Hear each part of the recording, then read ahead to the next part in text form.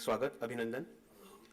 सभागार में खड़े सभी महानुभावों से मेरा अनुरोध कि कृपया आप सभी अपना स्थान ग्रहण कर लें। कुछ ही पलों में माननीय इस्पात मंत्री जी हमारे मध्य उपस्थित होंगे और यह कार्यक्रम विधिवत प्रारंभ होगा।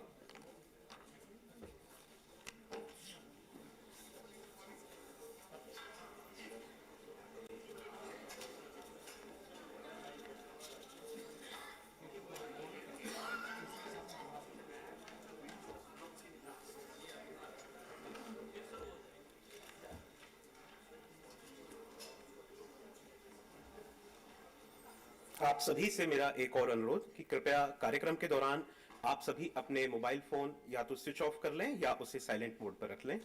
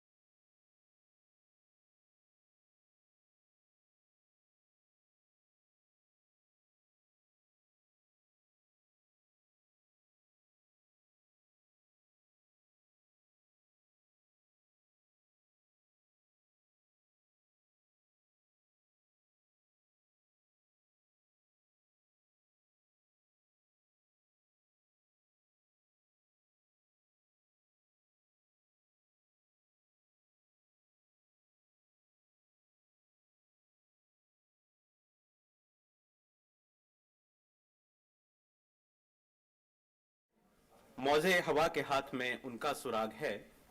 माननीय इस्पात मंत्री जी सभागार की ओर बढ़ रहे हैं। कुछ ही पलों में वो हमारे साथ मौजूद होंगे। मैं आप सभी से पुनः विनम्र अनुरोध करता हूं कि आप सभी अपने मोबाइल फोन कृपया स्विच ऑफ कर लें। माननीय इस्पात मंत्री जी श्री ज्योतिरादित्य सिंधिया जी का सभागार में हार्दिक स्वागत, अभिनंदन।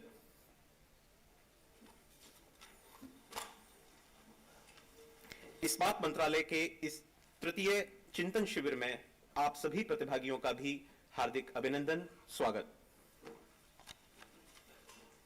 हम सभी राष्ट्रगान के लिए अपने स्थान पर खड़े होंगे।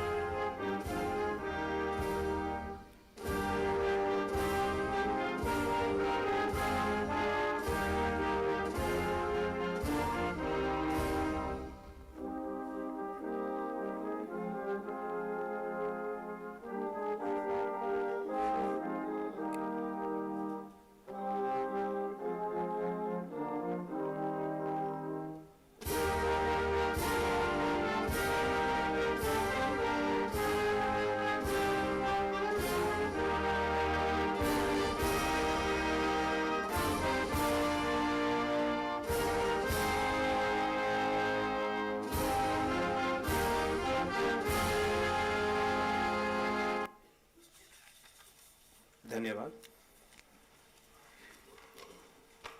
मैं बिना कोई अतिरिक्त समय लिए माननीय मंत्री जी की अनुमति से पहले सत्र का आगाज करना चाहूंगा।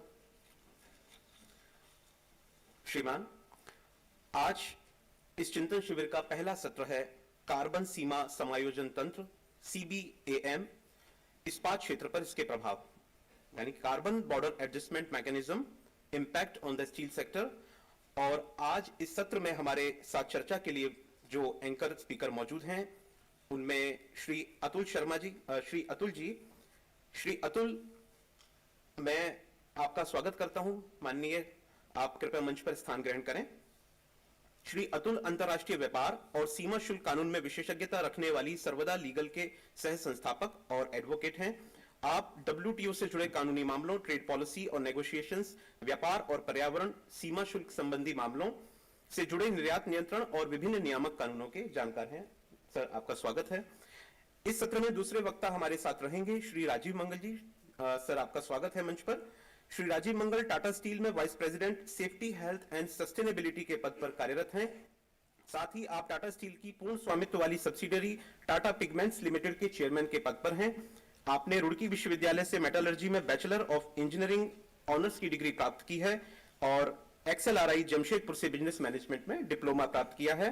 आप CII ईस्टर्न रीजन काउंसिल की सेफ्टी टास्क फोर्स की अध्यक्षता भी कर रहे हैं। श्रीमान, आपका हार्दिक अभिनंदन। और इस सत्र के तीसरे वक्ता श्री वैभव पोखरना जी। सर, आपका स्वागत है।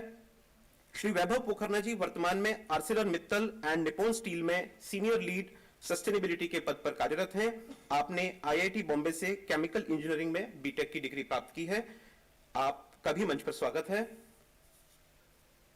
मैं आप तीनों महानुभावों से अनुरोध करूंगा कि ये एक नया विषय आज इस्पात मंत्रालय के समक्ष चर्चा के लिए हम लोग एकत्र हुए हैं। आप सभी इस पर अपना प्रकाश डालें। धन्यवाद। Good morning, everyone. So, in brief, the tax is that starting from 2026, 1st January 2026, steel exports to EU would attract a levy proportional to the emission, the carbon emission contained in that steel. So what we thought is, because how that tax is calculated is slightly detailed and complicated, we would assume that there is a tax and what could be our response and what are the long-term implications of that tax on Indian steel. So that is how we have structured the session. I will give an introduction to the brief response. So India has made a response, has discussed it at forums with European Union. What is that response? and what other things we can do as India in response to CBAM. What we proposed is a mirror levy. That is, so this tax is supposed to be collected in the European border, paid by the European importer. But the law contains a provision under which a deduction can be claimed if the country from which steel originates has already charged a carbon tax. So what we thought, any horizontal levy, that is, if India decides to impose a carbon tax domestically, it has inflationary effects. It impinges upon regulatory autonomy because to protect probably 2 million tons of export, we will make the entire 120 million tons very expensive. So what we proposed is a very targeted levy that, adopting the EU formula, whenever the steel item is exported to the European Union, whatever declaration the exporter is giving to the importer in European Union, he will file the same declaration with the Indian customs. And Indian customs, based on the European legal formula, will collect that tax in India. The exporter is net in the same position, because if, let's say, the price was 100 and tax was 10, the importer would have paid 100 to Indian exporter and 10 to European customs. Here, the Indian exporter will charge 100 from the importer, 110 from the importer, because he has deposited 10 rupee tax within India. And this tax, the exporter would be eligible for a deduction under Article 9. So levy in Europe becomes nil. Levy in India is collected, and this fund is utilized by Government of India and Ministry of Steel for the decarbonization of the contributing sector. So if steel industry contributes, let's say, X crores, the same money can't come as a rebate, but it has to come in the form of a capital subsidy or a R&D grant, and that creates that decarbonization levy. The second utilization is, we also started thinking how the secondary player is impacted. So ISPs, of course, are impacted, but secondaries are also impacted. The secondary players, they do buy from ISP, but they also buy from traders, because some of them may not have requirement of a full coil. So they go to the trader, get the part coil, the coil is cut and supplied to them. That trader doesn't have access to emission data. Same thing happens when the coil is imported into the country and a person needs to use it and then export the final product to European Union. What can be done? So what we also thought is, when this law is enacted, this law also asks that all imports coming into the country must file an emission declaration with the Indian customs. Two purposes: data to be used by our downstream, and data also to be used by Ministry of Steel and Government of India to make policy decisions. Why I say policy decisions is, right now, when these declarations are starting to be filed from next month onwards, European Union becomes a super regulator. That is, it has access to verified emission data from hundreds and thousands of installations across the world. The national governments don't have that data. So right now, only under the PAT scheme, the obligated entities data is collected by Government of India, but a small player doesn't file his emission data anywhere. So therefore, it is also necessary for us to collect this data, not just from India, but also from the steel which is coming into the country, so that we know how the neighbors are faring in terms of CBAM. If my emission is an X amount, 1.2, 1.3, which is covered by CBAM, I will also have access to the data as to what Japan, China, Korea are doing in terms of emission data. So that we thought could be the second leg of this proposed solution to CBAM. How is CBAM going to impact? So as of now, the economic assessment, legal assessment has been limited to that it is going to impact exports to European Union. But there is a much deeper impact, because as and when the first few declarations are filed with the European Union, the purchasing decisions will be made based on emission. and those purchasing decisions will affect third country exports plus the domestic sales also. So if part of HR coil is sold domestically, but ultimately used to make a product which is exported to European Union, that domestic sale of HR coil will be impacted by CBAM. Same thing will apply if I export HR coil to Middle East or to Southeast Asia, and they use it to make a product exported to European Union, those sales will also be impacted. So a deeper examination is required. A value chain analysis of impact of CBAM would be required. As of now, we have not seen that kind of an economic data emanating, but somebody needs to do that research. There will be expansion of product scope. There are three institutions, Parliament, Commission, and the EU Council. They already wanted to expand it to chemicals. As of now, they have not done it. Automobile sector is the holy cow of European Union.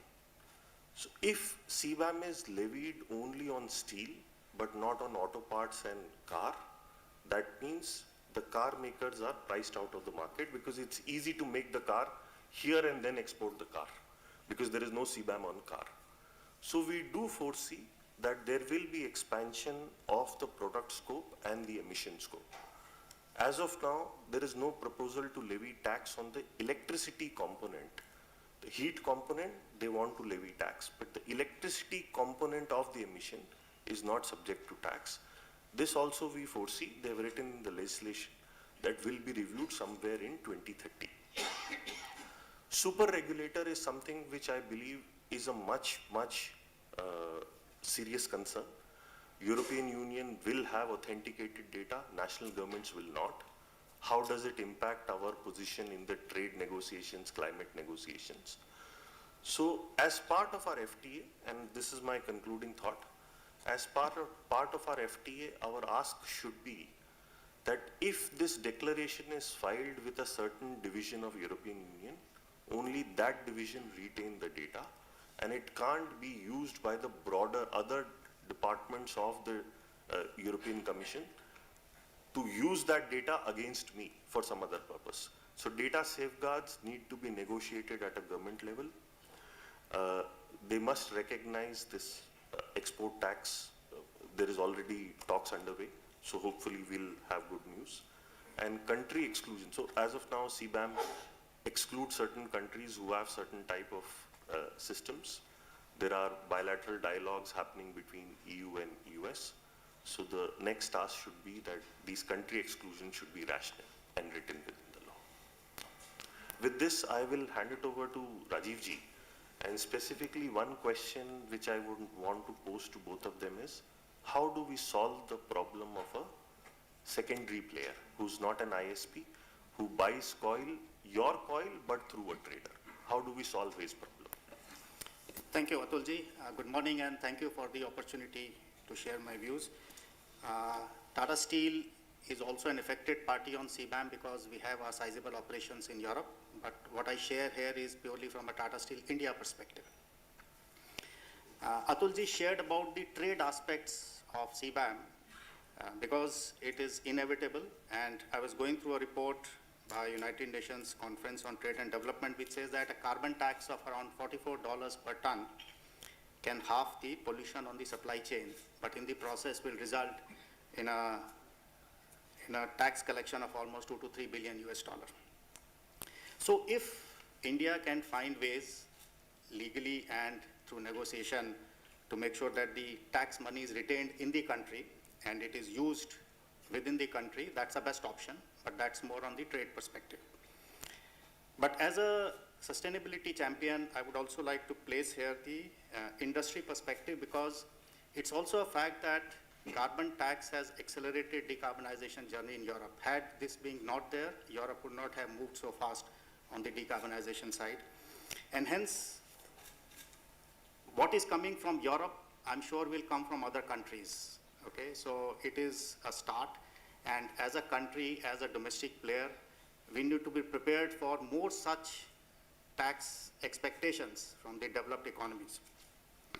So our view has been that the solution of this will lie in a strong domestic carbon market within the country, which will actually help us to partly neutralize the cost. It is today known fact technologically that if a green steel is to be made using green energy other than coal, the cost is going to be at least 30 to 70% higher. And it will be unrealistic for business to transition unless this gap is bridged. And to that extent, a well-functioning carbon market can be critical to bridge this gap. What is also important if you look at globally is a carbon price will also help to ensure abatement where it is least costly rather than through a market discovery mechanism. India is ideally placed for steel production. We have necessary infrastructure, technology, people, and raw materials. What carbon market will help is to enhance our competitiveness to handle these kind of issues as the world moves forwards. So to give my perspective, I think what is critical is if we were to look at a transparently traded carbon trading market with some sort of a free allowance, which allows the company to move ahead, and then these can be tightened over a period of time. Coming to Atulji's other question on the super regulator, I think the way we have portals on tax or GST, we should also create a portal whereby all our exports can be captured. It will help us to collate data for India sector-wise, company-wise, region-wise, which can be used for analysis later on going ahead. And lastly, on the subject of supporting the market, I think there are levers available today between EPDs and life cycle assessment where a product can be given in the market which the buyer can use for their carbon calculation.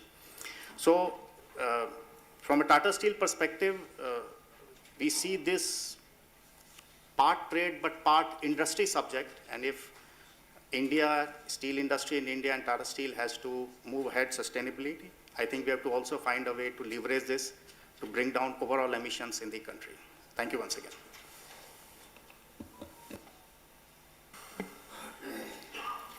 Thank you, Atulji and Rajiv, for your views.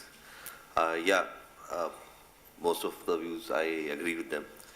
However, there are some few things which I would not want to repeat what he already said, but I have a few things which we need to keep in mind.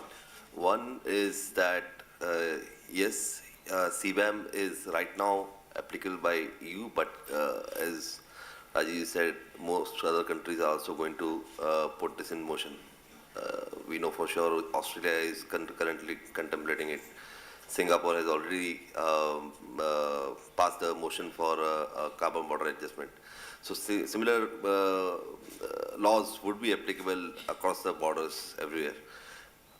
One thing we should keep in mind is, or we as India should be negotiating internationally, is uniformity in the standards. Okay, until unless there is a uniformity in the scope, in the measurement standards, it would not be a level playing field for anybody, and there would always be disparities, disagreements, and all. So that is important.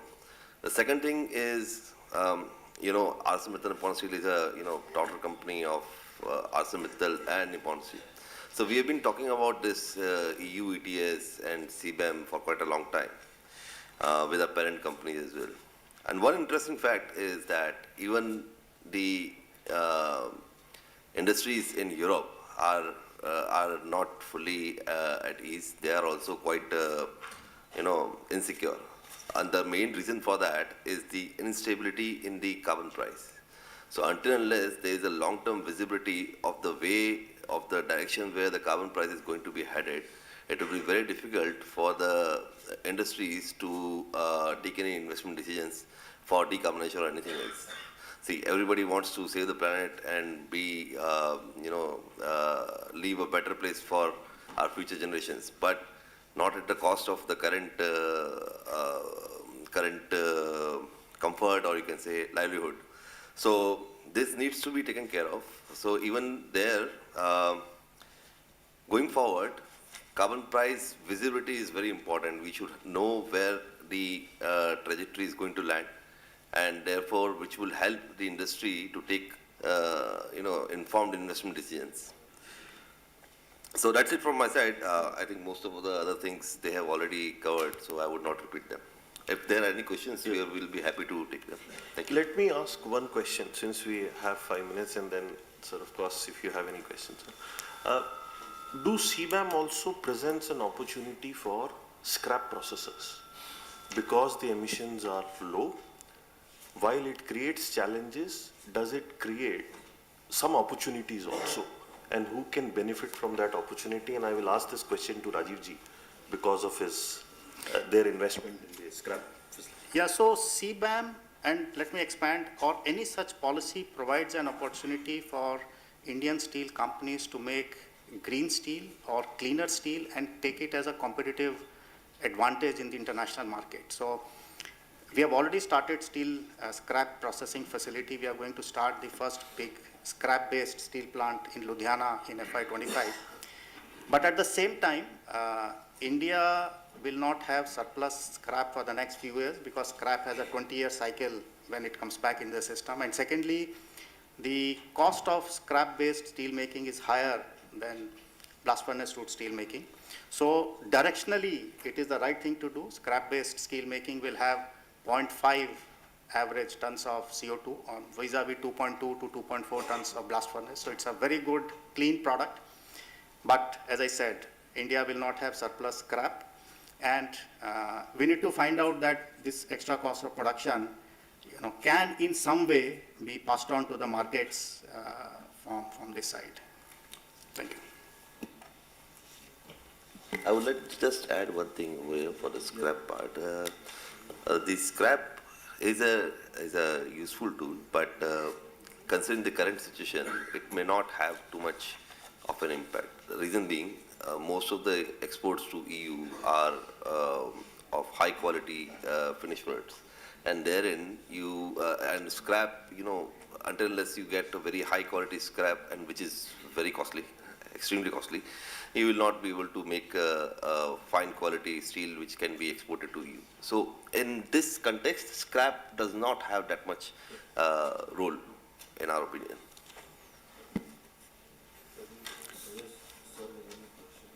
जी बहुत बहुत धन्यवाद तीनों महानुभावों का। यदि अतुल, वो प्रश्न आज जो आपने पूछा था वो उत्तर नहीं हुआ कि अगर सप्लाई चेन में कोई प्रोडक्ट जा रहा है और वो ट्रेडर और मल्टीपल लेयर्स पे जा रहा है, how does that person compute as and when the European union introduces regulations for other products as well?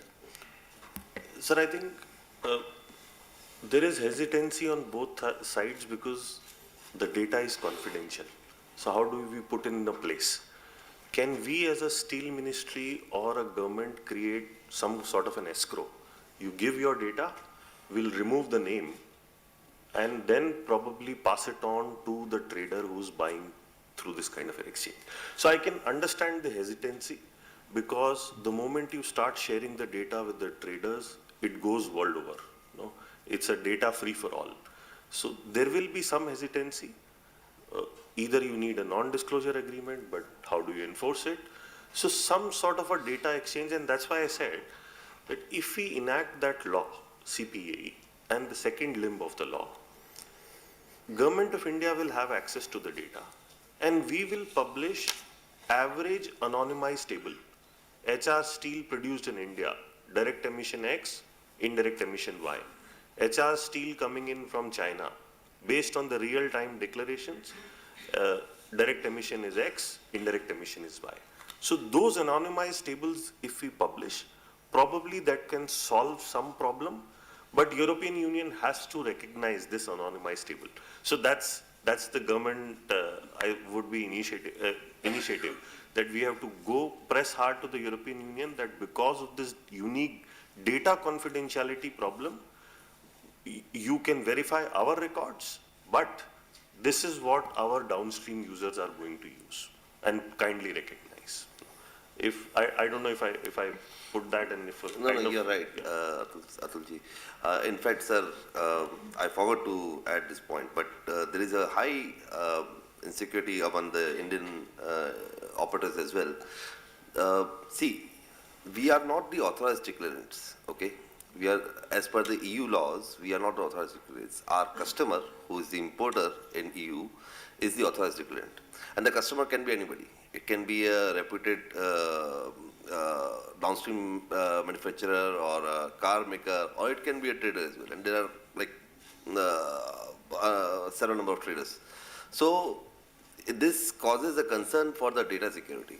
Had it been only a transaction between the operator and the EU this registry, it would not. It would have been taken care of to some extent. But this is not a transaction between operator and EU registry. This is a transaction between operator and the customer. So that opens a whole new Pandora box.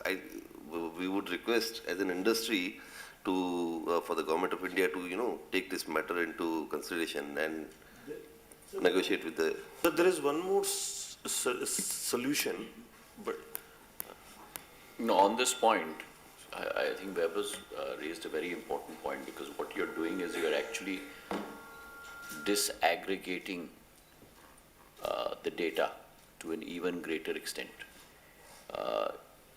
If you look at our exports today from our ISPs as well as to a certain degree our SSIs, there's a consolidated number of participants that you're looking at.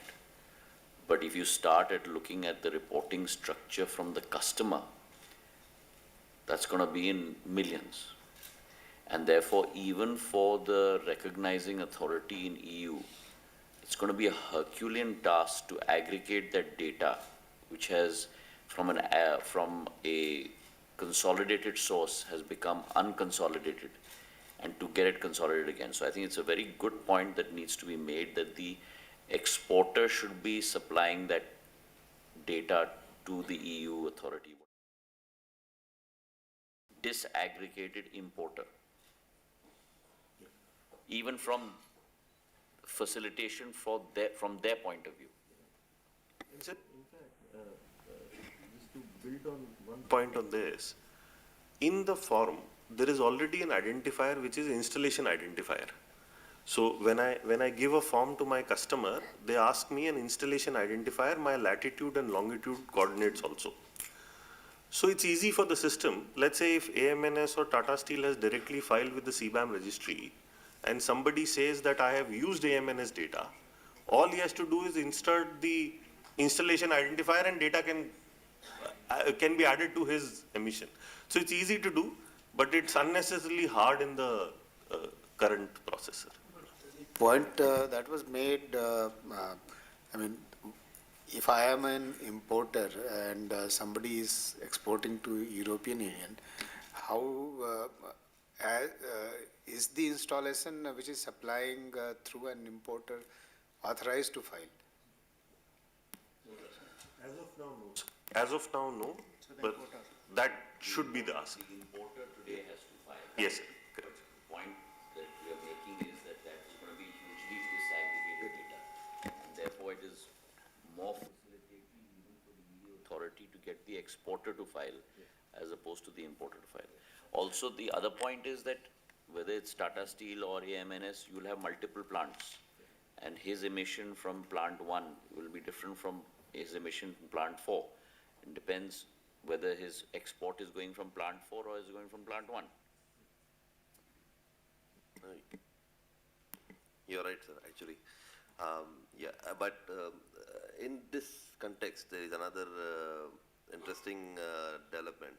So when the draft regulations came, there was a provision, there was not a provision to, segregate the production routes, okay? So you had to take the consolidated weighted average emissions of all of your products coming of the same category, irrespective of the routes they are coming from, okay? So you have to take a weighted average of that. But interestingly, in the implementing regulations, this clause was removed, and I was surprised to see that. But it's a good thing. I think this is an opportunity, in a sense, that the producers could be incentivized to invest in low emission production routes, and those can be dedicated for exports if required in a small volume, and if at all to cater to the European or the international markets. I think it should be doable. It was not there earlier, by the way. Sure.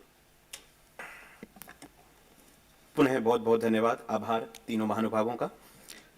इस गंभीर विषय पर बहुत ही सरलता से जो चर्चा यहाँ हुई उससे सभी प्रतिभागी अवश्य ही लाभान्वित हुए होंगे। इन्हीं शब्दों के साथ मैं दूसरे सत्र की ओर बढ़ रहा हूं। आज दूसरा सत्र जिसका विषय है इस्पात क्षेत्र में उभरती हुई प्रौद्योगिकी एआई का उपयोग, use of emerging technology AI in steel sector. और इस विषय पर चर्चा के लिए आज हमारे साथ विशेषज्ञों के रूप में उपस्थित हैं प्रोफेसर शलभ, आप आईआईटी कानपुर से हैं। सर, आपका स्वागत है मंच पर। प्रोफेसर शलभ आईआईटी कानपुर में स्टैटिस्टिक्स और डेटा साइंस में प्रोफेसर हैं। आपको ई गवर्नेंस के लिए भारत सरकार से राष्ट्रीय सम्मान प्राप्त हुआ है। आप आर्टिफिशियल इंटेलिजेंस और डेटा साइंस से जुड़ी विभिन्न महत्वपूर्ण परियोजनाओं पर कार्य कर चुके हैं। सर, आपका स्वागत है मंच पर। और दूसरे जो महानुभाव वक्ता के रूप में हमारे साथ मौजूद हैं, आप हैं श्री भूषण देशपांडे जी। आप सूचना प्रौद्योगिकी प्रमुख हैं एएम एंड एनएस में। श्रीमान, आपका भी मंच में स्वागत है। श्री भूषण देशपांडे जी आर्सेलर मित्तल निप्पॉन स्टील में चीफ इंफॉर्मेशन ऑफिसर के पद पर कार्यरत हैं। आप पिछले 25 महीनों से आर्सेलर मित्तल निप्पॉन स्टील में सीआईओ के रूप में विभिन्न डिजिटल ट्रांसफॉर्मेशन इनिशिएटिव्स का नेतृत्व कर रहे हैं। तीसरे वक्ता के रूप में मैं आमंत्रित कर रहा हूं श्री वेद प्रकाश, आप एग्जीक्यूटिव डायरेक्टर हैं steel authority of India limited. Sir, आपका मंच पर स्वागत है। श्री वेद प्रकाश जी वर्तमान में steel authority of India limited में एग्जीक्यूटिव डायरेक्टर हैं। आपके पास लेवल 1 और level 2 automation system, electrical systems and Motors, field equipments और सेंसर्स के क्षेत्रों में व्यापक अनुभव मौजूद है। और एक और वक्ता आज हमारे साथ हैं श्री ज्ञान प्रकाश जी। सर, आपका भी मंच पर स्वागत है। आप स्वतंत्र स्वचालन प्रमुख हैं टाटा स्टील में। पेशे से इलेक्ट्रिकल इंजीनियर श्री ज्ञान प्रकाश विगत 26 वर्षों से टाटा स्टील से जुड़े हुए हैं और स्वतंत्र स्वचालन प्रमुख के पद पर हैं। आपके पास टाटा स्टील के आयरन मेकिंग, स्टील मेकिंग, मिलों और ऊर्जा संयंत्रों सहित विभिन्न उत्पादन संयंत्रों में कार्य का विशद अनुभव है। आप तीनों महानुभाव इस विषय पर चर्चा के लिए आमंत्रित हैं। स्वागत।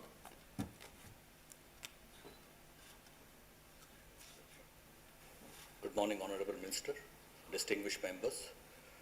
Thanks a lot for this opportunity.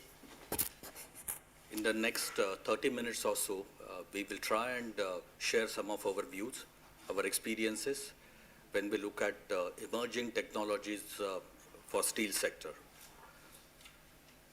I'll break this into 3 sections. One is why emerging technologies. Second is how do we decide whether to adopt or embrace a particular technology or not. And the third is key success factors. So when we look at why should we look at emerging technologies for our steel sector, as everyone knows, steel is a complex process for manufacturing, right from minerals to metals. There are a number of unit operations. The processes are extremely hazardous. It requires a large workforce to generate or to produce.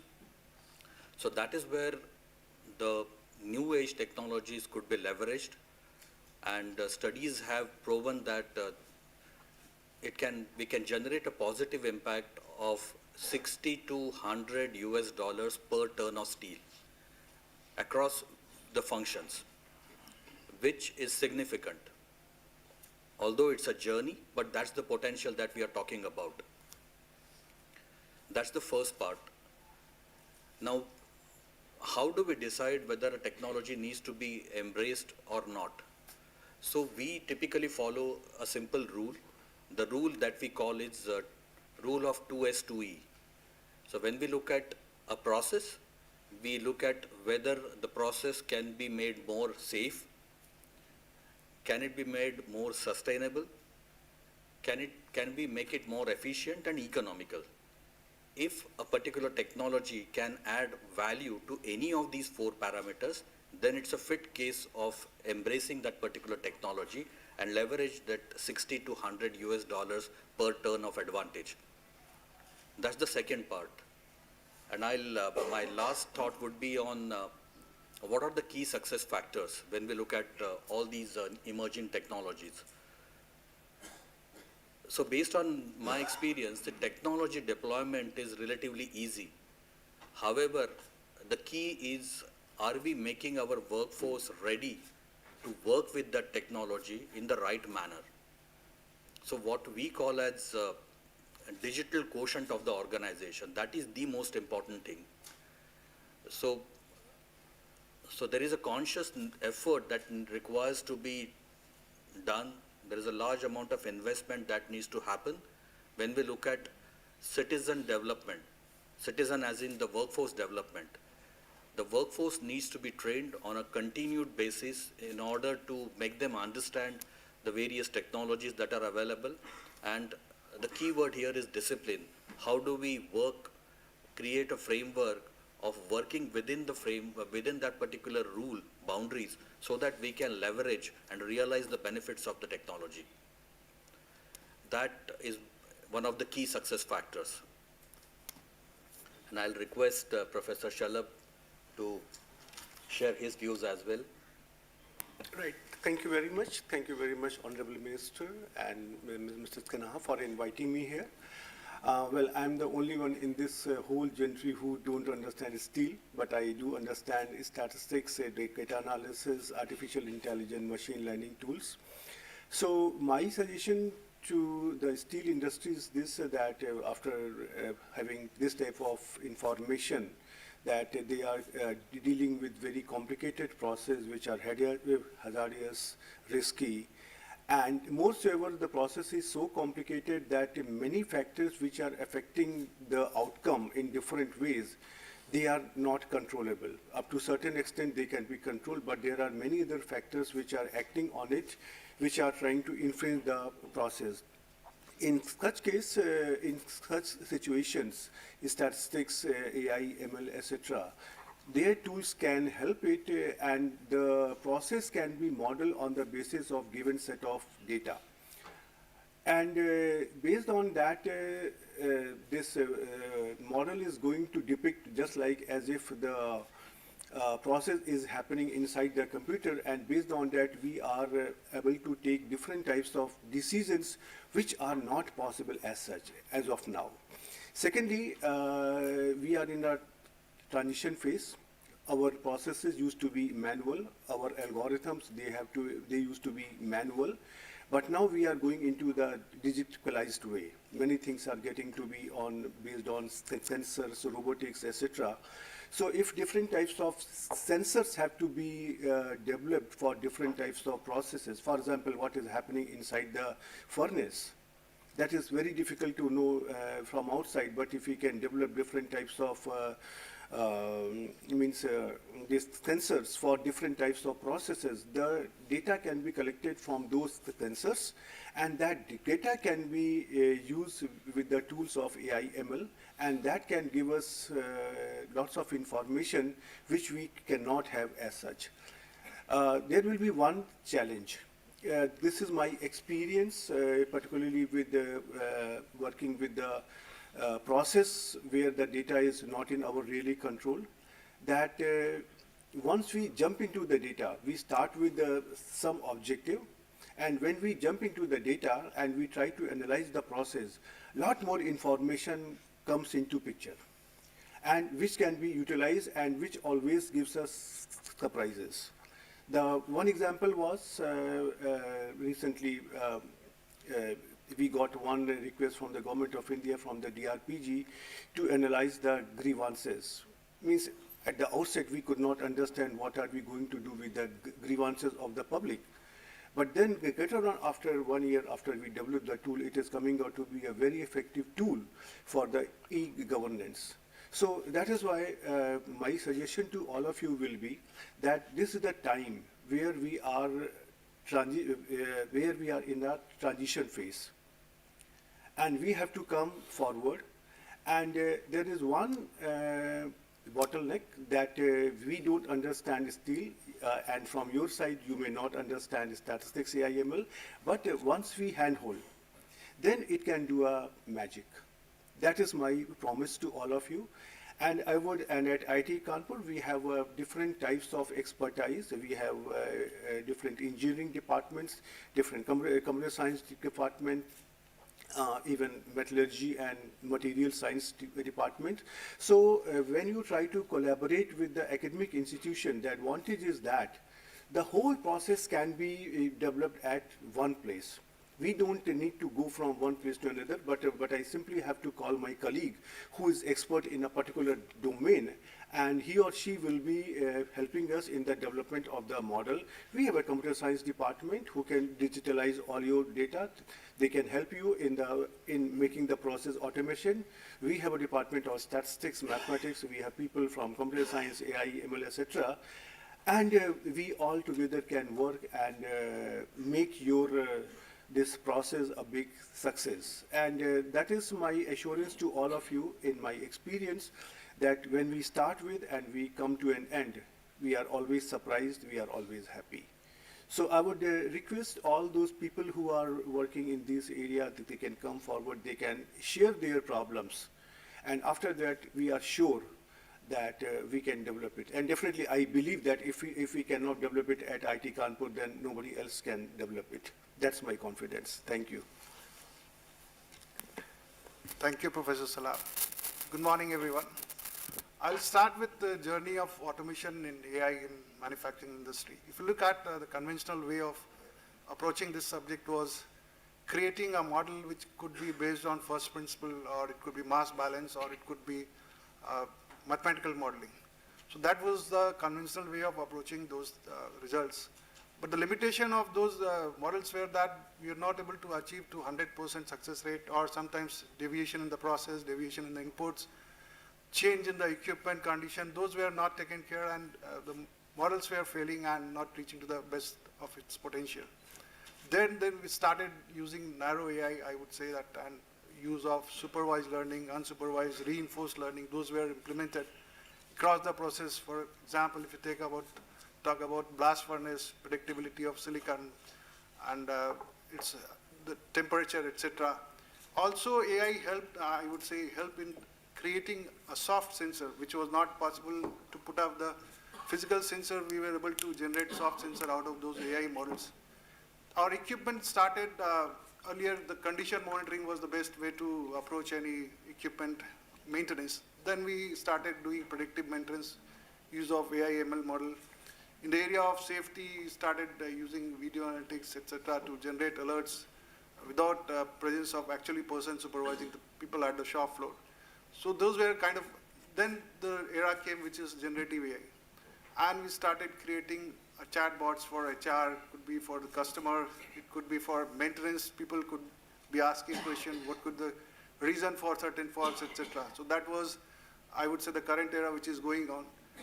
Anything individual cannot, I would say, solve the 100% of the problem and issues with the manufacturing industry. So now it is very important either you do the fusion of conventional models, which is first principle mathematical modeling with narrow AI, or it could be narrow AI plus Gen AI.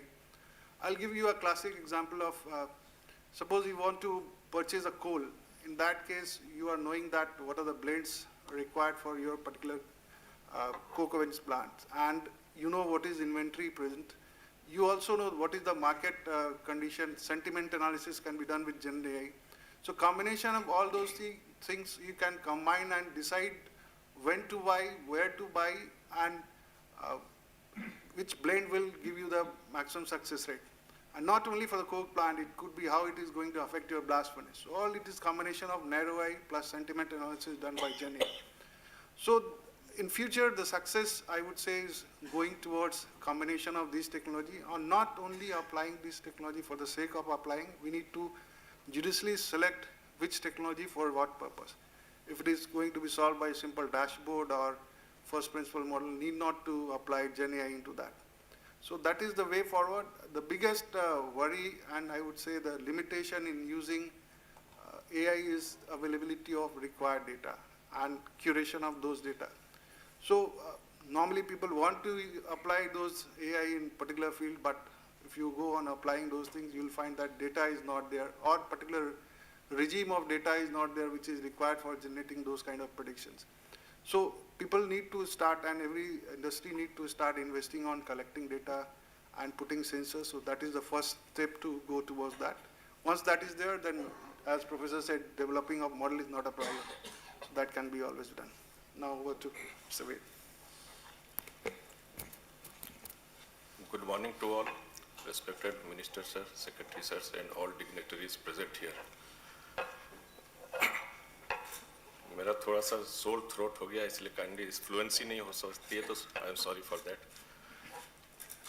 जितनी अभी हम लोग ने चर्चा की है कि हमारा जो आज से 10-15 साल पहले जो सिस्टम चलता था, मैनुअल सिस्टम चलता था, ह्यूमन बेस्ड डिसीजंस होते थे, but why the need of AI. इसका एक brief example, power of AI का मैं ब्रीफ एग्जांपल देता हूँ कि दो लोग हैं, एक पर्सन को ड्राइंग आती है, आर्ट आती है, और एक को नहीं आती है, तो किस तरह से AI can deep penetrate into art.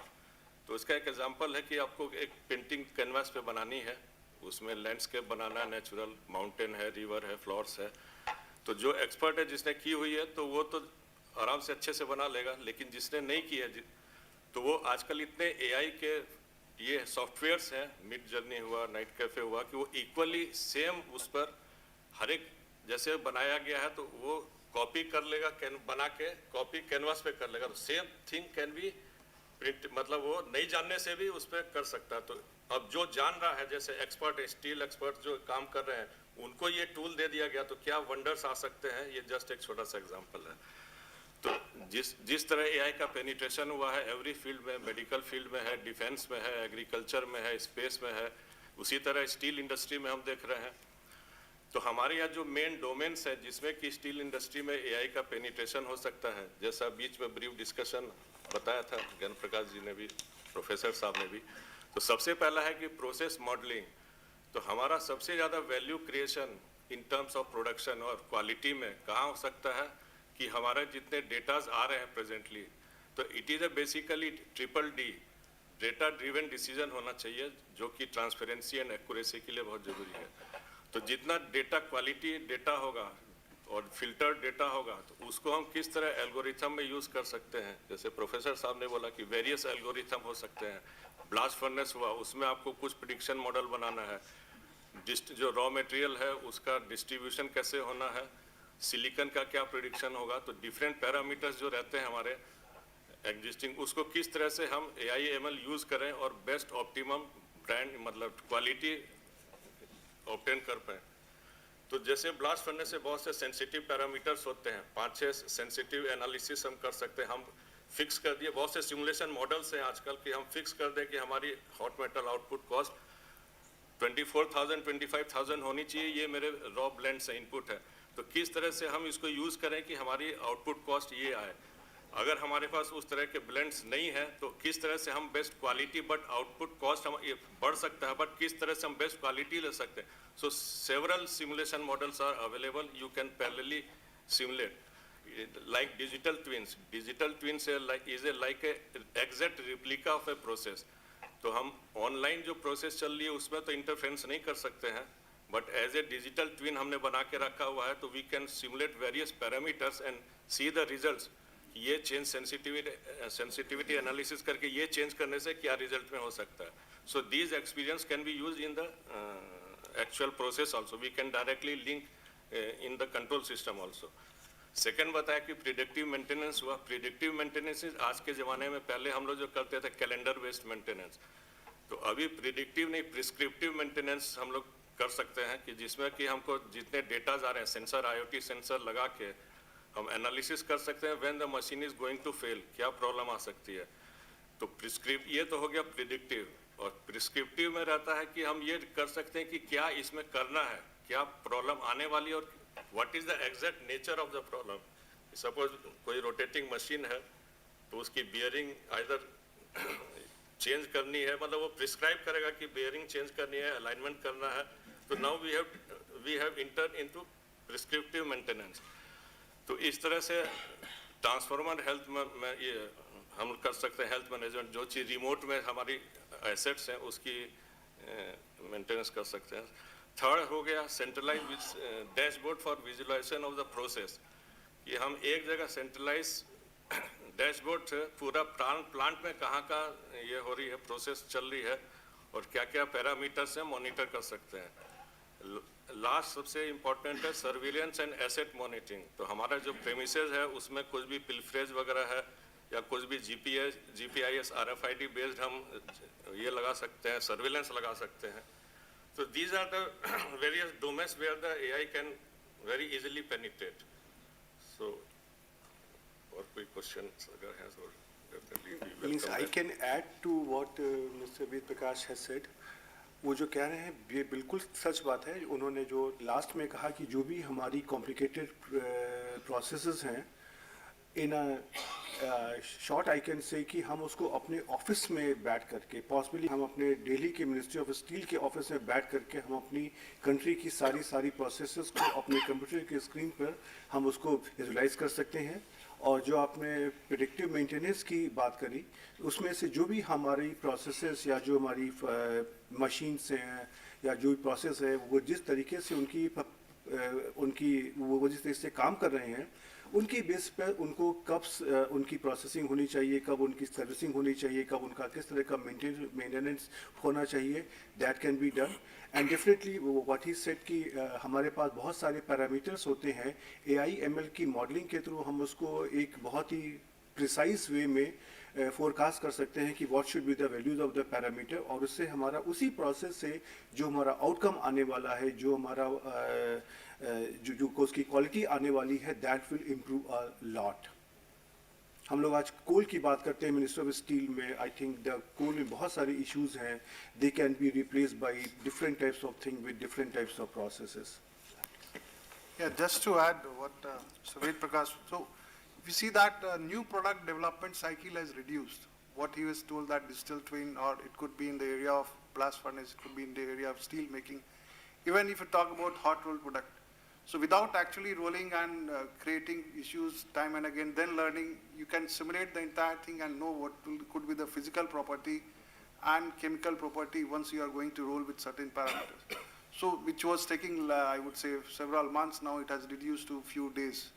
So the other thing which I would say that in terms of all those development, happy to say that we could establish a remote operation center for entire agglomerates which can be operating all the plants of agglomerates inside India from central location. So all these things is adding value. You can watch safety, analytics can be there, etc. Even mines, it is situated around 300 kilometers away. We are monitoring from Jamshedpur. So all these things are possible with all those new technology. And the other thing, it is also helping us in reducing capex. For example, earlier we had sinter plant, and we had issues with, I would say, we have taken target that even will not only maintain the emission norms which is given by government, will go below that. And to do that, we were required to put capex to achieve that. Then we implemented digital twin, and it was optimizing the process parameter, etc. Without doing capex investment, we could achieve lower emission, which was much lower than government norms. So those are the kind of opportunity which is lying there with AI and etc. Absolutely. And just last point. Why we believe that we are convinced that AI, ML, or any emerging technology, this is the time. We have a lot of startups who are ready to come up with new age technologies in an agile manner. With Make in India, there are a number of small boutique firms who are actually coming and approaching us with solutions to our business problems. So that is the biggest plus for us, India in particular.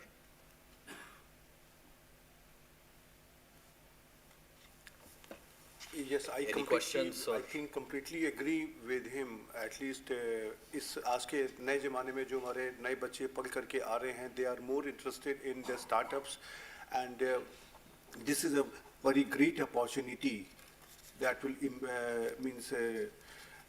that will generate. It is going to generate a lot of scientific employment in the country, and that is definitely going to improve our country. And possibly we can bring India from developing to a developed country.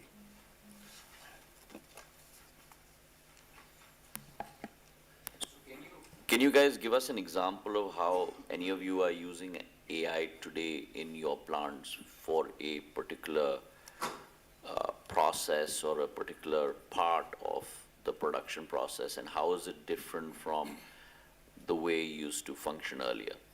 Sure. I'll take that first. So I'll pick up an example of safety, workman safety. A simple use case is a person is working at height. Although he has been trained based on the prescribed guidelines, what is that do's and don'ts. But let's say the person is wearing a safety belt, however, the harness is not attached to a particular point. With the help of image analytics, we are able to identify the potential hazard, and an alert is sounded to his supervisor and to that person as well that there is a potential hazard. He needs to not only wear but also attach the harness to a particular point in order to be safe working practice. This is humanly not possible to track physically given the kind of operations that any steel manufacturing unit would have. So workman safety is one key area. Second is, sorry. You've given us an example. Tell me, how does the technology work to be able to do that? Absolutely. Yeah. Sure. So number one, we have cameras which capture the live feed of what is happening on the ground. That is step one. Step two is we have a safety platform where we have predefined algorithms where the images have been fed into that program to understand whether this is a safe working practice or this is an unsafe working practice. The moment I get an image from live feed, it is analyzed with the reference images on a real-time basis. That is where the computer is in a position to come up with a decision that whether it is a safe practice or unsafe practice and what could be the potential hazard. So that entire calculation is done on a real-time basis based on predefined algorithm.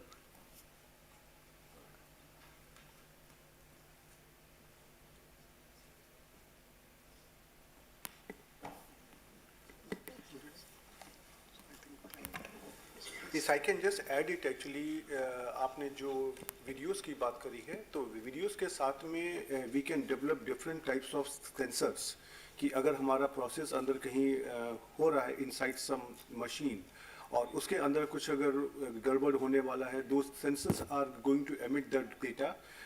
That data will be coming to the computers automatically, and then हम लोग का जो भी AI/ML के algorithm है, they can immediately forecast that okay ये गड़बड़ होने वाला है, इसको control कर लो, या if we want to optimize the parameters, that can tell us okay you try to control this parameter so that the efficiency of this process is not compromised. Sir ये computer vision वगैरह से दो फायदे होते हैं. एक तो है कि हम कोई भी प्रोसेस में है, एक डिफाइंड साइकिल टाइम होता है कि right from this starting to end process में कितना आइडियली टाइम होना चाहिए. तो एक उससे हम प्रिडिक्ट कर सकते हैं कि वेयर इज द डिले, कहाँ पर स्टकअप रहता है. दूसरा है कि हम प्रोडक्ट की क्वालिटी बढ़ा सकते हैं. जैसे रोलिंग मिल है तो जैसी शीट पास कर रही है, कंप्यूटर विजन कैमरा से हम स्टैंडर्ड शीट जो है अच्छी शीट से कंपेयर करते हैं. एल्गोरिथम से जहाँ भी कुछ भी प्रॉब्लम आती है, पैचेज आते हैं या अंडर ओवर पिकल्ड आते हैं, तो वो कंप्यूटर इमेज से फ्रेम से कंपेयर करती है. अकॉर्डिंगली इट कैन प्रिडिक्ट कि ये सरफेस. तो इसमें मैनुअल जो इंटरवेंशन होता है कि मैनुअली चेक करता है, वो एरर दूर हो जाती है, प्लस एफिशिएंसी बढ़ जाती है. तो either cycle time and the quality both are improve by engaging this computer vision and video analytics.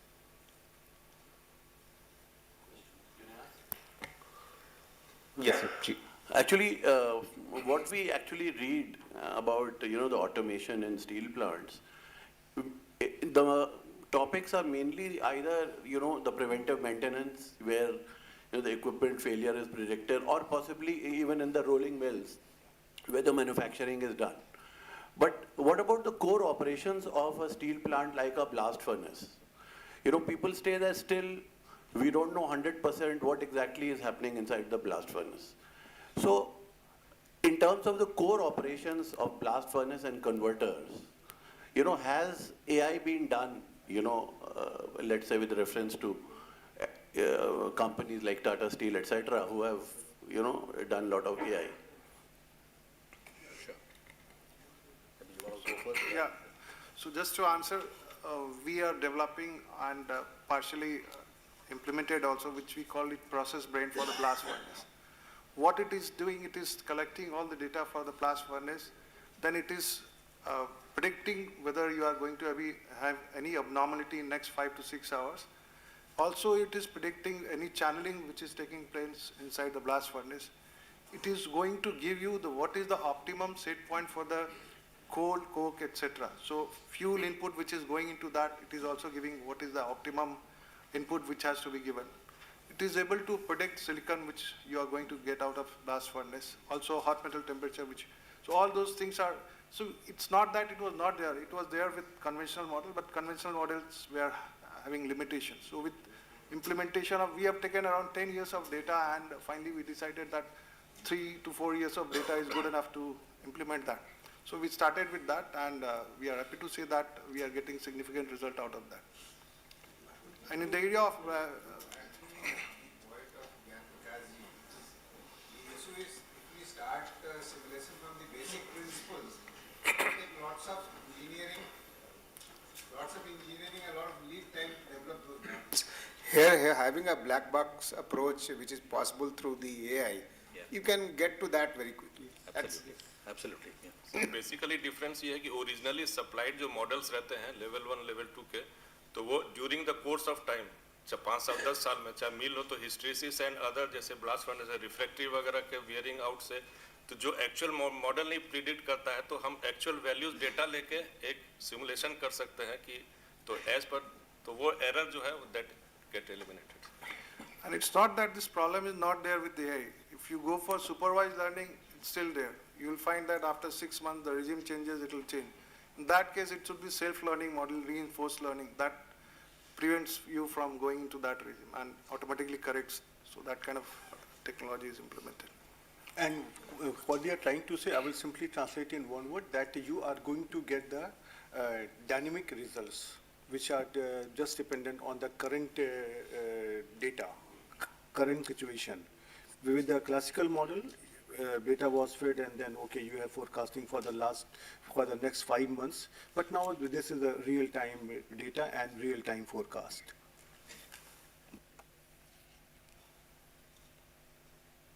अन्य कोई प्रश्न ना हो तो इस सत्र को हम समापन करें.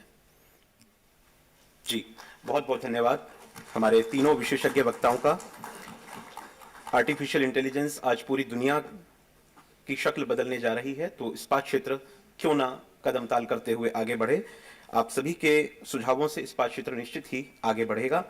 इन्हीं शब्दों के साथ मैं इस सत्र का समापन घोषित करता हूं और मैं मंच पर आमंत्रित करता हूं माननीय इस्पात मंत्री जी श्री ज्योतिरादित्य सिंधिया जी, माननीय इस्पात राज्य मंत्री जी श्री फग्गन सिंह कुलस्ते जी और आदरणीय सचिव इस्पात जी श्री नागेंद्र नाथ सिन्हा सर. कृपया आप सभी मंच पर स्थान ग्रहण करें.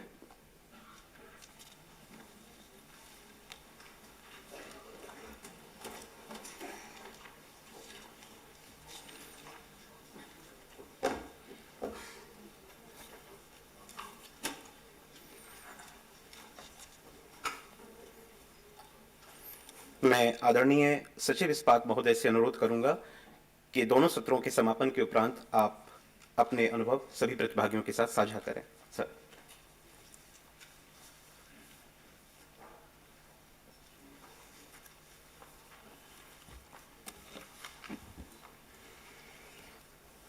माननीय इस्पात एवं नागरिक विमानन मंत्री जी, माननीय राज्य मंत्री इस्पात एवं ग्रामीण विकास और इस सभागार में उपस्थित स्टील मंत्रालय, स्टील पीएसयूज और विशेषज्ञगण, आप सब लोगों का हार्दिक धन्यवाद कि इस ब्रेनस्टॉर्मिंग चिंतन शिविर में आप सभी लोग आए. आज नॉलेज लैंडस्केप निरंतर बदल रहा है. हर दिन कुछ ऐसी नई चीज़ें आती हैं जिससे लगता है कि आप आउटडेटेड हो गए हैं. तो ऐसे समय में इस तरह की चिंतन शिविरों का आयोजन हमें फिर से नॉलेज रिफ्रेश करने और जो हमारे मन में उनके बारे में धारणाएं हैं, उनकी उपयोगिता है, उनका संदर्भ है, उनकी ज़रूरत है, उनके बारे में फिर से जानने और समझने का मौका मिलता है। आज मंत्रालयों में और PSUs में खासकर और कंपनियों में ये हमें समझने की ज़रूरत है कि हर व्यक्ति को नॉलेज वर्कर बनाना है, और सिर्फ कुछ पर्टिकुलर टास्क करने के लिए नहीं, बल्कि एक जो काम कर रहा है उस काम को भी ज़्यादा विशेषज्ञता से करे, और दूसरा जो काम कर रहा है उसके संदर्भ को भी समझे। जैसे आप मान लीजिए कि आप कोई कैलकुलेशन कर रहे हैं, तो आप कैलकुलेशन और तेज़ी से करें, जल्दी से करें और एक्यूरेसी से करें, यही इम्पोर्टेंट नहीं, बल्कि आप जो कैलकुलेशन कर रहे हैं उस कैलकुलेशन का या उस टास्क का पूरे संदर्भ में, वो पूरे ऑर्गेनाइजेशन के संदर्भ में और पूरे देश के संदर्भ में उसका क्या महत्व है और कैसे उसको और आप बेहतर बना सकते हैं। आज दोनों विषय चर्चित हुए, वो बहुत ही महत्वपूर्ण विषय हैं और इनमें अभी और काफ़ी चर्चा करने की आवश्यकता है। और मुझे लगता है कि हम सब लोग इंटरनली जो हमने हमारे खुद के काम के कारण नई चीज़ें जनरेट हो रही है, चिंतन शिविरों का आयोजन हो या ना हो, इंटरनली हम सबको मंत्रालय में उन विषयों पर चर्चा करनी चाहिए, ताकि न जो लोग सिर्फ उससे जुड़े हुए हैं वही समझें, बाकी लोग भी समझें। जैसे ग्रीन स्टील और इस तरह के मुद्दों पे काफ़ी नए नॉलेज प्रोडक्ट्स निकल के आ रहे हैं, उन सब के बारे में भी चर्चा हमें करनी चाहिए। सीबैम का मुद्दा काफ़ी गहन है और काफ़ी बदल रहा है इसका लैंडस्केप, और हम सब लोगों को इसके बारे में जानने की ज़रूरत होगी। और पर्टिकुलरली जो सेकेंडरी प्लेयर्स हैं उनके बारे में अतुल ने जो प्रश्न उठाया था, हमारे जो वैल्यू चेन प्लेयर्स हैं उनके बारे में जो प्रश्न उठाया था, इनके ऑपरेशंस को ये बहुत ही सीवियरली इम्पैक्ट करेगा। और इसलिए ये समझना है कि कैसे इम्पैक्ट करेगा और फिर हम उसको कैसे मिटिगेट कर सकते हैं, ताकि हमारी जो एक्सपोर्ट इकोनॉमी है वो कंटिन्यूसली फ्लरिश करे। हमारे देश के लिए इकोनॉमिक ग्रोथ में एक बहुत बड़ा कंपोनेंट एक्सपोर्ट्स का भी है और ट्रेड का भी है, और उस ट्रेड को हम कैसे सेफगार्ड करें और फ्लरिश करने के लिए कंडीशंस क्रिएट करें, इसके लिए हमें सीबैम के बारे में समझना जरूरी है। और जैसे कि विशेषज्ञों ने बताया कि सीबैम सिर्फ ट्रेड के लिए रेलिवेंट नहीं, बल्कि अपनी कंट्री के लिए भी, कंट्री के इंडस्ट्रियल रिवाइवल रिजुविनेशन के लिए भी आवश्यक है। इसलिए इस पे भी हम लोग फोकस करें, और जितनी हमारी कंपनियां हैं उनमें से कुछ कंपनियां एक्सपोर्ट फोकस ज़्यादा है, तो उनसे अनुरोध होगा कि उनको भी वो लोग इस पे चर्चा करें, और कंपनियों के अंदर इस तरह की एक्सपर्ट्स ग्रुप हो जो इस पे विशेष ज्ञान रखें, और इस पे चर्चा करके उनकी कंपनी पे क्या इम्प्लीकेशंस हैं, उनके डाउनस्ट्रीम प्लेयर्स पे क्या इम्प्लीकेशंस, उसको समझें और उसके बेसिस पे अपनी स्ट्रैटेजी इम्प्लीमेंट करें। यही थोड़ा सा मेरा ज़्यादा प्रिय सब्जेक्ट है, इसलिए थोड़े ज़्यादा सब्जेक्ट्स में बोलूँगा। एक तो AI सिर्फ कंपनी के लिए ही इम्पोर्टेंट नहीं है, बल्कि पूरे सेक्टर के लिए इम्पोर्टेंट है। और जब हम AI की चर्चा कर रहे हैं और नैरो AI के बारे में, जैसे विशेषज्ञों ने बताया कि नैरो AI आपकी कंपनीज के जो ऑपरेशंस हैं उनको ज़्यादा एफिशिएंट बना सकता है, पर जो जनरेटिव AI आ रहा है उसका उपयोग आपके लिए क्या होगा, ये हम लोगों के लिए समझना ज़रूरी है। और इसलिए समझना ज़रूरी है क्योंकि हमारे यहाँ पर भी काफ़ी रिसर्च हो रहे हैं। कई सारे संस्थान हैं जो 60-100 साल से इस विषय पर रिसर्च करते आ रहे हैं। क्या हम इस पे जो रिसर्च हुए हैं, नॉलेज प्रोडक्ट्स जनरेट हुए हैं, उनको रेफ़र करके अपनी कंपनियों के लिए, अपनी इकोनॉमी के लिए हम उसके बेसिस पे चीज़ें जनरेट कर सकते हैं जो हमारी इकोनॉमी को बढ़ाएगा। एक छोटा सा उदाहरण मैं लेकर चलूँगा। आपके यहाँ काफ़ी जियोलॉजिकल एक्सप्लोरेशंस होते हैं। उन जियोलॉजिकल एक्सप्लोरेशंस के बेसिस पे काफ़ी कोर डेटा हमारे पास इकट्ठा है। जियोलॉजिकल सर्वे ऑफ इंडिया में भी है और कई सारी कंपनियों में भी इकट्ठा है। उनमें से कुछ तो वास्तव में माइंस के रूप में कन्वर्ट हुई हुई, कुछ नहीं हुई, काफ़ी नहीं हुई। क्या उनके आधार पे हम निकाल सकते हैं कि कहाँ हमारे पास नई खदानें लाई जा सकती हैं, कहाँ पर वैसी चीज़ें थी जो उस समय के स्टेट ऑफ टेक्नोलॉजी के लिए वो रेलिवेंट नहीं था पर आज रेलिवेंट है। एक सर आपको छोटा सा उदाहरण दूंगा, ऑस्ट्रेलिया में जहाँ पे एनएमडीसी ने अपनी माइंस स्टार्ट की है, वहाँ पे जब 1930 में माइनिंग होती थी उस समय 5 ग्राम सोना निकलता था प्रति टन एक्सकेवेशन पे, और उस समय के लिए वायबल था। उसके बाद से वो लेवल कम हो गया और उन्होंने उसको ड्रॉप कर दिया। फिर से जाके एनएमडीसी ने लिगेसी आयरन ओर के तहत रिवाइव किया। अब 1.3 के बारे के नंबर करीब आ रहा है। आज के दिन में स्टेट ऑफ टेक्नोलॉजी ये है जहाँ पर 1 पे ये वायबल है। तो इस तरह के डेटा को निकाल के उनके बेसिस पे हम एनालिसिस कर सकते हैं, और प्लस जो प्रोसेसेस पे हमारे लैब्स ने, हमारे यूनिवर्सिटीज़ में, थिंक टैंक्स में रिसर्च हुआ है, उनको हम जनरेटिव एआई के बेसिस पे निकाल सकते हैं कि कहाँ पर कौन सी ऐसी टेक्नोलॉजी या अप्रोचेज इस्तेमाल हुए जिनका उपयोग किया जा सकता है। तो सेक्टर के लिए जहाँ पर कंपनियों के लिए भी होगा, नॉलेज प्रोडक्ट्स के लिए भी होगा, और बाकी भी चीज़ों के लिए इसके बारे में हमको सोचने की ज़रूरत है। एक जो मेरे मन में थॉट आ रहा था, और वो शायद थॉट जो ओवरऑल टेक्नोलॉजी हम डिजिटाइजेशन कर रहे हैं उससे रेलिवेंट है। हम अपने प्रोसेस इम्प्रूवमेंट के लिए प्लान कर रहे हैं, हम सप्लाई चेन के लिए प्लान कर रहे हैं, प्रिडिक्टिव मेंटेनेंस के लिए प्लान कर रहे हैं, पर क्या हम डिजास्टर मैनेजमेंट के लिए भी इस तरह की डिजिटल ट्विन्स और बाकी टेक्नोलॉजीज है उसके लिए इसका इस्तेमाल कर सकते हैं? हमारे प्लांट्स में बड़ी बड़ी मशीनें हैं, कई बार ये फेल भी करती हैं, तो इस पे भी एक सोचने की ज़रूरत है कि डिजास्टर मैनेजमेंट के लिए हम इसका इस्तेमाल कैसे कर सकते हैं। मुझे लगता है कि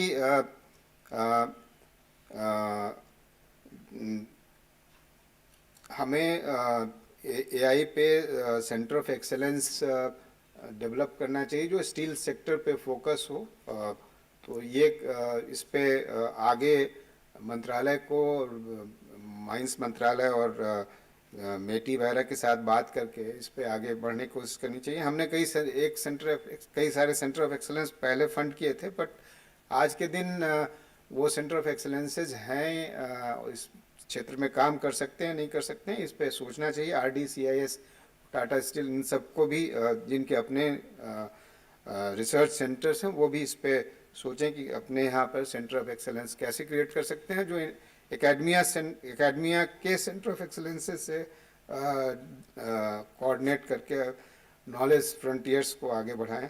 HR डेवलपमेंट इस पे एक बड़ा इम्पॉर्टेंट थॉट है जिसको हमें ध्यान देना चाहिए, क्योंकि बहुत ही नैरो बेस रहेगा तो फिर आगे चल के आपको दिक्कत होगी। और जब तक अधिकतर लोग AI के पोटेंशियल के बारे में जानकार नहीं होंगे और उसका अपने काम में कैसे अप्लाई किया जा सकता है और कंपनी के काम में कैसे अप्लाई किया जा सकता है, तो मेरे ख्याल में HR डेवलपमेंट के लिए एक इम्पॉर्टेंट एजेंडा ये बन सकता है।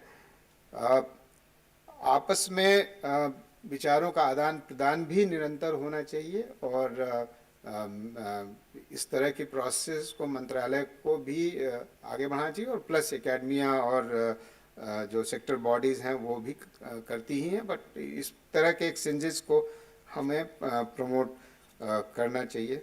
और लास्ट थॉट ये मैं कहते हुए अपनी बात क्लोज करूँगा कि सभी कंपनियों को अपने अपने AI के बारे में कैसे अप्लाई करेंगे एक विजन बनाना चाहिए, और वो सिर्फ AI पर ही ना हो बल्कि AI और इंडस्ट्री 4.0 टेक्नोलॉजीज़ पे हो, और उसमें पीसमिल प्रोजेक्ट्स नहीं लेके एक विजन के तहत कि हम जो जैसे अभी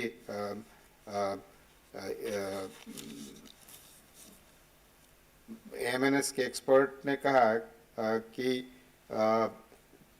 2S2E फ्रेमवर्क में वो काम करते हैं, तो इस तरह के फ्रेमवर्क को लेते हुए कैसे हम आगे इन टेक्नोलॉजीज़ का कारण हमारे ऑपरेशनल परफॉर्मेंस में, हमारे डाउन टाइम में, एफिशिएंसी, यील्ड, सेफ्टी, इन्वायरमेंट, इन सभी क्षेत्रों में इम्पैक्ट पड़ेगा, उसको देखते हुए हमें एक फ्रेमवर्क बनाना चाहिए और फ्रेमवर्क के तहत, विजन के तहत आगे काम करना चाहिए।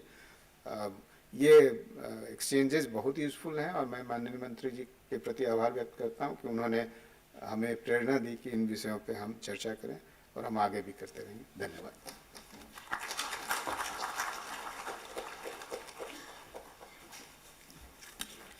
बहुत बहुत धन्यवाद आदरणीय सचिव महोदय। मैं आमंत्रित करूंगा माननीय इस्पात राज्य मंत्री जी श्री फग्गन सिंह कुलस्ते जी को। श्रीमान, कृपया आप आएं और सभी प्रतिभागियों को हौसला अफजाई करें।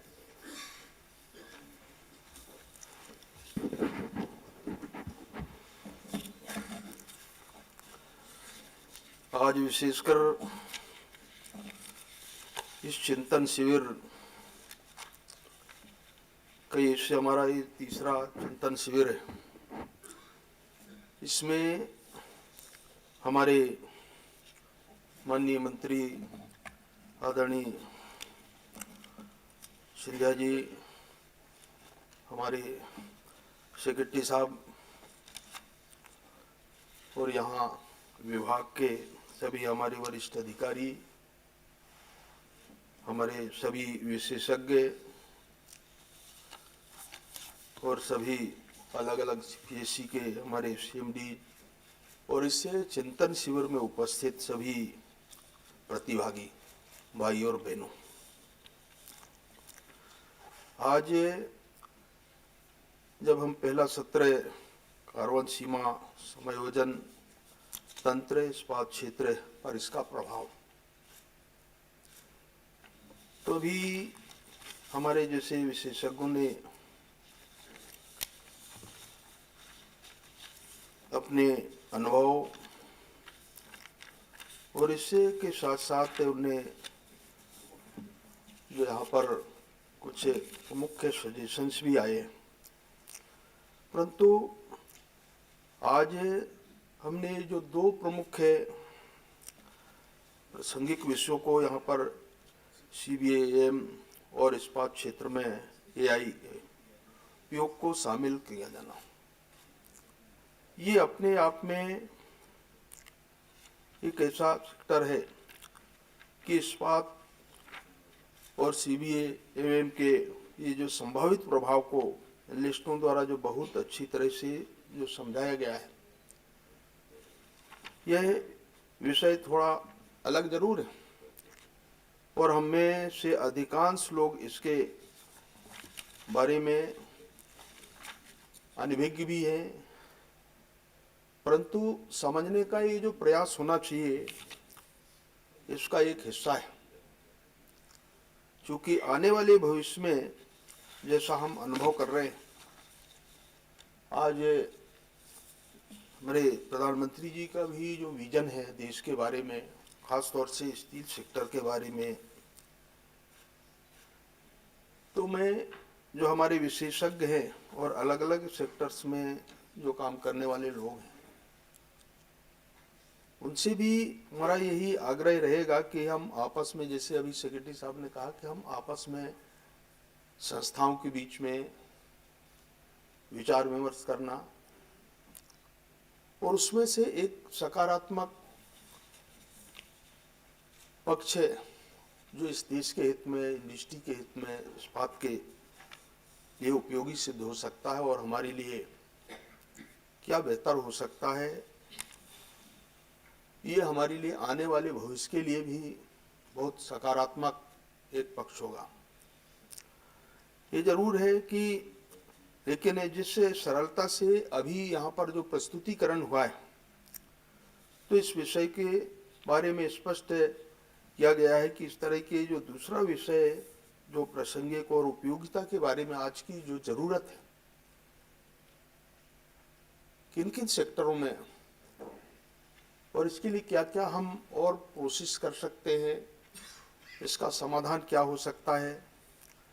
जैसे प्रौद्योगिकी जिस गति से आगे बढ़ रहे हैं, तो इसके बारे में हम खुद जानकर कि इसको आज की ज़रूरत को मेंटेन करना, उसकी आवश्यकता को ध्यान में रखना, और जैसे अभी आर्टिफिशियल इंटेलिजेंस एआई 5G के ये अक्षन क्वांटम कंप्यूटिंग आदि जैसे जो उन्नत तकनीक है हमारे देश के लिए और दुनिया के लिए, हम इसका और कैसे बेहतर उपयोग कर सकते हैं, ये आज की आवश्यकता है और हमको इसके बारे में उपयोग करना भी चाहिए।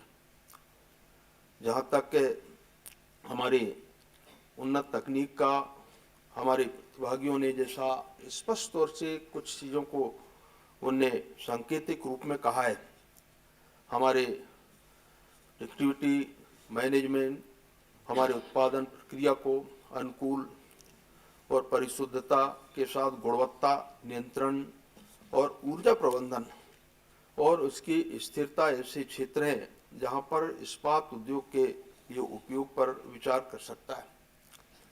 अगर हम जब उद्योगों के बारे में विशेष तौर से स्टील सेक्टर के बारे में सोचते हैं तो जिन विषयों को यहाँ पर प्लांट के प्रोडक्शन से लेकर के उसकी मार्केटिंग फिर एक्सपोर्ट, ये दुनिया की इस परिधि में हम कहाँ पर खड़े हैं ये भी हमको देखने की आवश्यकता है। हम एक तकनीकी क्रांति के शिखर पर हैं।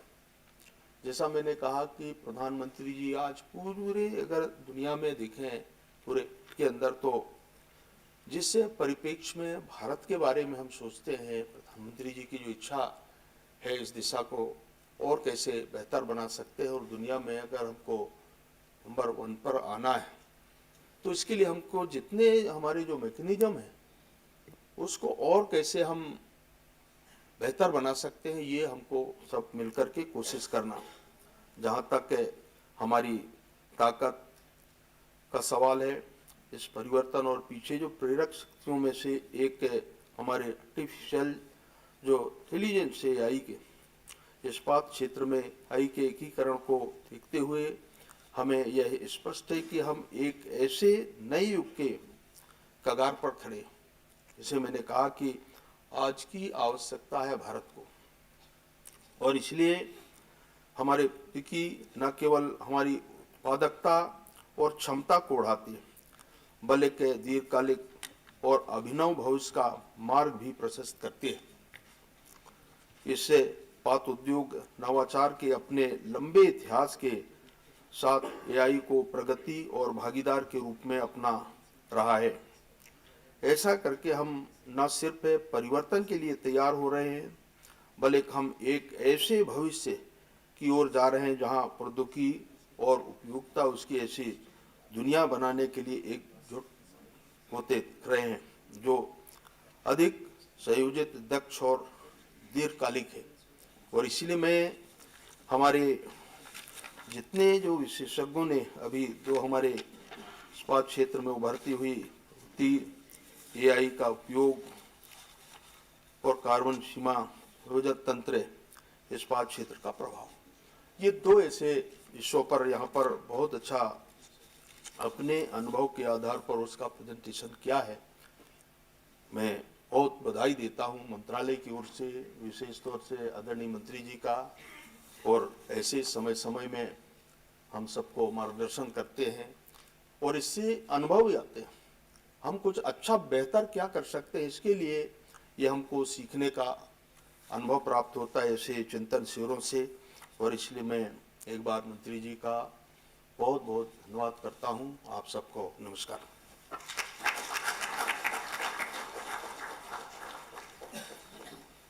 आभार माननीय इस्पात राज्य मंत्री जी।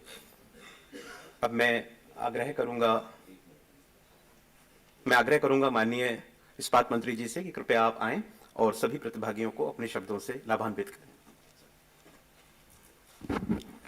Seated on the dais with me, Minister of State Vigyan Singh Kuliste Sahib, Secretary Steel Nagendranath Sinha Sahib, our esteemed panelists who have truly enlightened us today, CMDs of my PSUs, members of my ministry, my joint secretaries, my directors, and members across the board who work together to make this ministry function in the most emphatic and energetic manner present here today. So let me first start by saying that this is our third Chintan Shivir,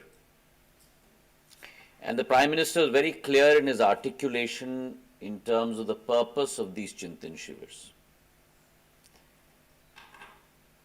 In ministries, in the public sector, in the private sector, as we chart our path and as responsibilities devolve and evolve onto us, we inevitably end up working in our area of specialization,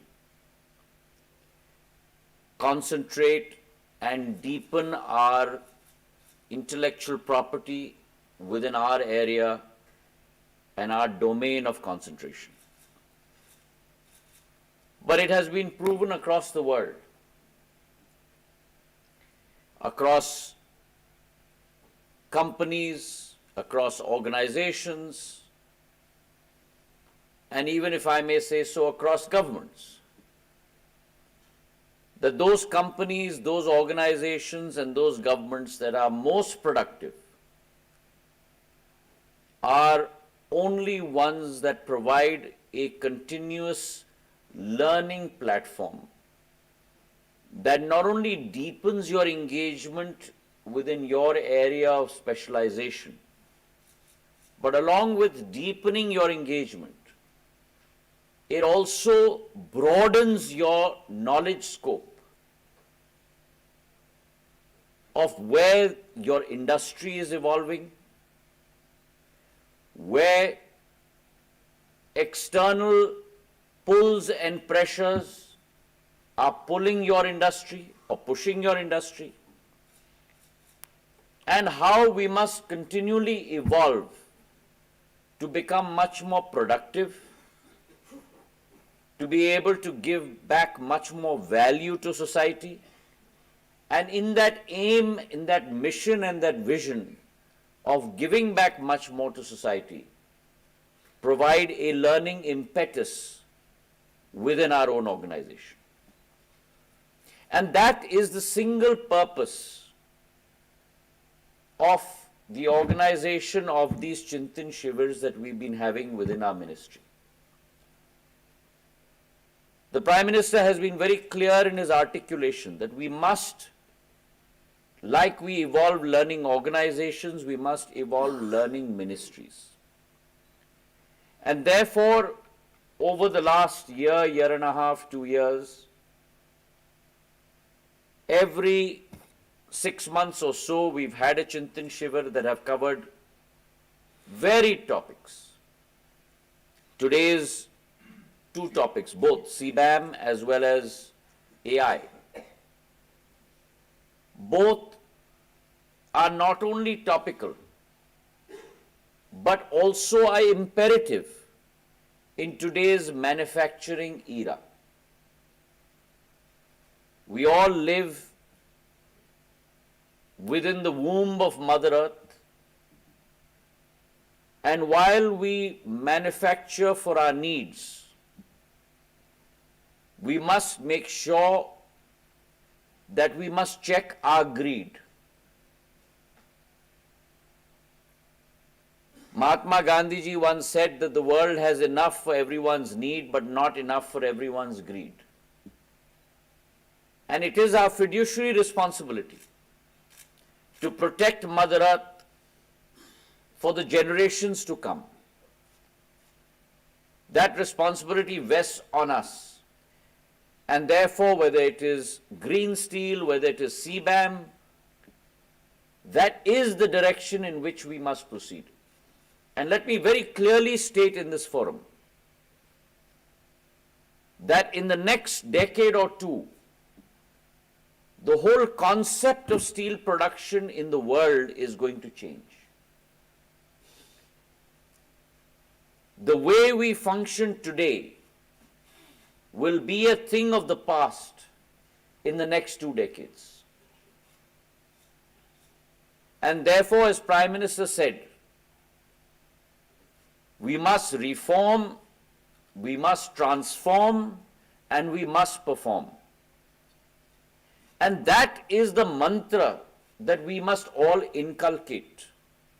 And it is through these Chintan Shivers, whether the concept of CBAM and how Europe is looking at carbon emissions. Our carbon emissions are roughly about 2.55, whereas international norms are about 1.58, 1.8 and 1.9. So tons per CO2 per ton of crude steel produced. So we still have a long way to go. And there is paucity of time. And so how are we going to progress quickly down that path towards greener ways of making steel, towards evolving a path towards lower carbon emission? And along with that, a partner in that progress will be the concept of AI.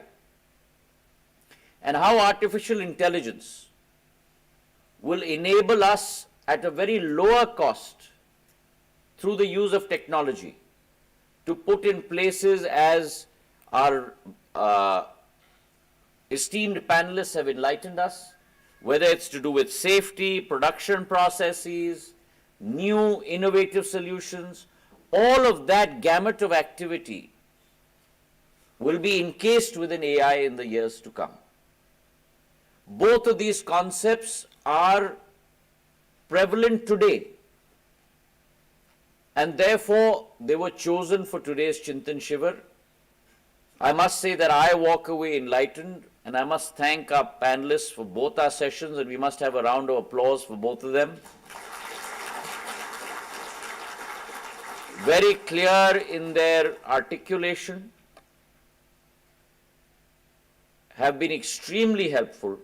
But what I would like all of us to do for the next Chintan Shivir, the one thing that I did notice in this is that while the enlighteners were on the stage, there weren't enough probing questions from all of us that were in the audience to further enlighten our own path.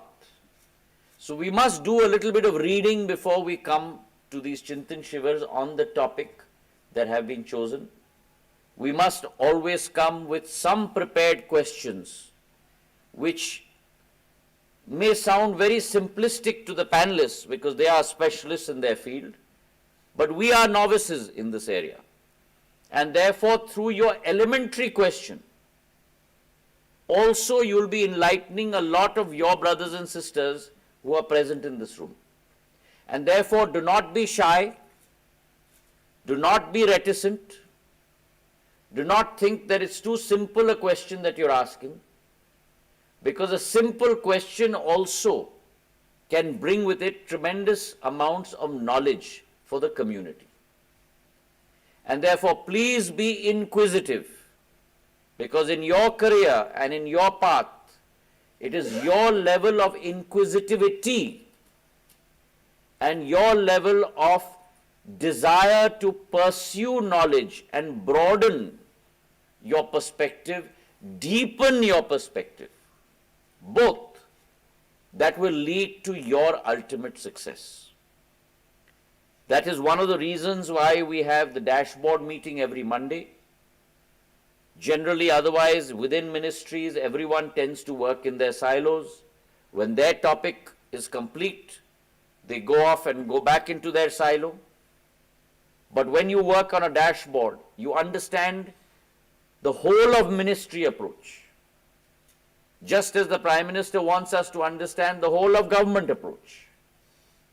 And therefore, it is imperative that for your career path to also progress, you both widen and deepen your knowledge base. And it is through Chintan Shivers like this that I have personally been extremely enlightened and increased my knowledge base. So I must thank our panelists in both our panels, 3 in one and 4 in the other, that have done a tremendous job of taking us down that path. It's been an extremely interesting Chintan Shivir. Thank you very much for participating, and thank you very much, our panelists, for doing a stellar job at what you were tasked out to do. Thank you very much. बहुत बहुत आभार माननीय इस्पात मंत्री जी का। माननीय, आपके शब्द सदैव इस्पात मंत्रालय में हम सभी को एक नई ऊर्जा और प्रेरणा से भर देते हैं। इन्हीं शब्दों के साथ मैं आमंत्रित करूंगा श्री अश्विनी कुमार आर्थिक सलाहकार महोदय को। कृपया आप आएं और सभी अतिथियों का विधिवत धन्यवाद ज्ञापन करें।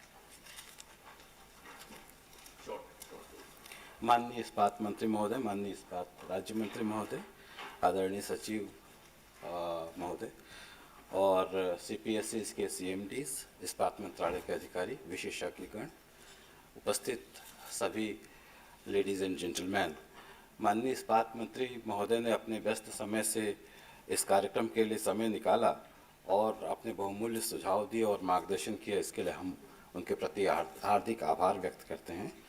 माननीय इस्पात राज्य मंत्री महोदय, आपकी गरिमा में इस उपस्थिति एवं विचारों के लिए भी हम आपके आभारी हैं। स्टील सेक्रेटरी महोदय के प्रति हम आभारी हैं कि उन्होंने हमें अपना सर्वश्रेष्ठ प्रयास करने की प्रेरणा दी है हमेशा। इस तरह के इम्पॉर्टेंट टॉपिकल सब्जेक्ट्स के लिए भी हमें सुझाव दिया है। इस चिंतन शिविर में भाग लेने वाले सभी सीपीएससीज के हेड के भी हम आभारी हैं। यहाँ सबसे बड़ा I extend my biggest thanks to the experts who came and delivered their thoughts during the 2 sessions. Very important topics, CBAM and AI. Shri Atul Sharma ji, Shri Rajiv Mangal ji, Shri Vaibhav Pokharana ji, Shri Bhushan Deshpande ji, Professor Shalabh, Shri Gyan Prakash ji और Shri Ved Prakash ji. आप सबका आभार है। I'll be failing in my duties if I don't thank the organizing team led by Dr. Sanjay Roy, Joint Secretary. Thank you, everybody. धन्यवाद। सभी अतिथियों के लिए इसी फ्लोर पर फोयर में जलपान की व्यवस्था की गई है। कृपया सभी वहां अग्रसर हों। धन्यवाद।